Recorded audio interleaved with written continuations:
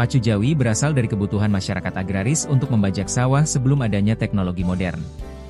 Tradisi ini diciptakan oleh Datuak Tantejo Gurhano dan kini telah berkembang menjadi salah satu ikon kebudayaan Minangkabau.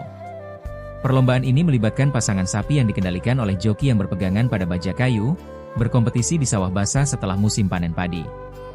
Setiap tahun, Pacu Jawi menarik perhatian ribuan pengunjung yang datang untuk menyaksikan kecepatan sapi-sapi yang dilatih khusus untuk lomba ini.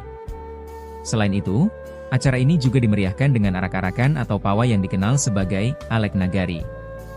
Dalam pawai ini, sapi-sapi dihias dengan indah, disertai permainan musik tradisional, tarian, dan pasar kuliner yang menggugah selera.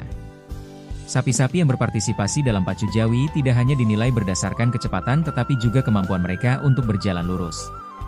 Sapi yang berhasil menunjukkan performa terbaik seringkali menjadi incaran wisatawan dan dapat meningkatkan harga jualnya hingga 2 kali lipat.